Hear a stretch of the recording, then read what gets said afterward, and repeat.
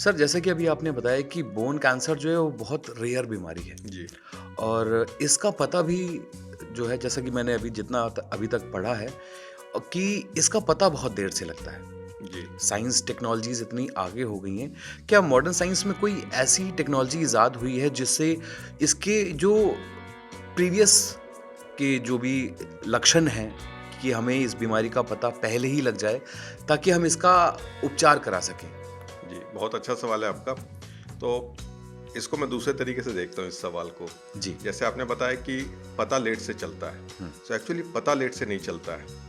कुछ कैंसर ऐसे होते हैं जैसे लंग कैंसर, जो कई बार तब पता चलता है जब बीमारी काफ़ी एडवांस हो जाए, स्टेज 3, स्टेज 4 में, या इंटेस्टाइन के कैंसर। बट अच्छी बात यह है कि बोन एंड सॉफ्ट टिश्यू के कैंसर ऐसे होते हैं जो शुरुआती स्टेज से ही लक्षण दिखाते हैं, बट हमें इसलिए लेट से पता चलता है क्योंकि हमें अवेयरनेस नहीं है कि उसके लक्षण क्या है।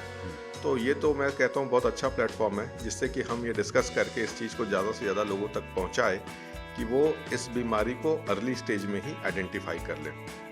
तो मैं कुछ लक्षण बताता हूँ जो खास करके हड्डी और मांसपेशी के होते हैं। जैसे शरीर में कहीं पे भी कोई गांठ बनना। अब जब मैं ये लोगों को बताता हूँ तो कई लोग कहते हैं कि हाँ, मेरे तो यहाँ पे भी गांठ है।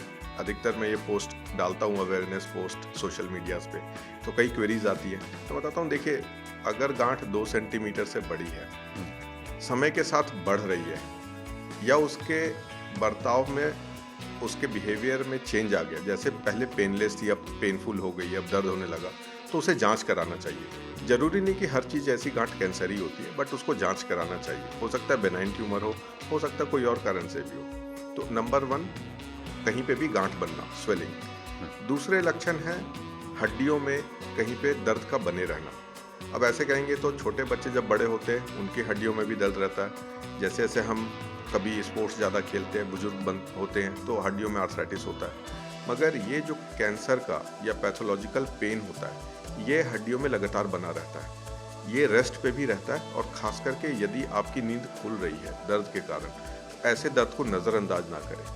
कई बार लेट इसलिए होता है क्योंकि लोग इसको सामान्य दर्द समझ के छोड़ देते हैं, बट अगर कोई दर्द 10 दिन 12 दिन से ज़्यादा बना हुआ है, टैबलेट लेने से कम हो जा रहा है मगर फिर आ रहा है, तो इसकी जांच करानी चाहिए। कैंसर, जैसे मैंने बताया, बहुत ही रेयर है, मगर हमें रूल आउट कर लेना चाहिए कि इसमें कोई ऐसी बीमारी तो नहीं, कोई अंदरूनी बीमारी छिपी हुई तो नहीं। इससे कहीं ज़्यादा चांस होते हैं मेटाबॉलिक डिसऑर्डर्स हो गए, या फिर कई विटामिन डेफिशिएंसीज हो गई जिसमें हड्डियाँ कमज़ोर हो रही है, इन्फेक्शन है, ये सब कहीं कॉमन होते हैं।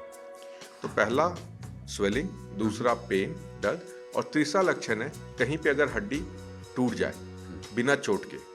हड्डियाँ हमारी बहुत मजबूत होती हैं, जब तक कि वो सिग्निफिकेंट ट्रॉमा ना हो, चोट ना लगे, तब तक वो टूटती नहीं है। अगर हड्डी बिना चोट के टूटी, मतलब घर में ही स्लिप हो गए और कहीं रीढ़ की हड्डी में दबाव बन गया, इसका मतलब हड्डी अंदर से कहीं ना कहीं कमज़ोर थी।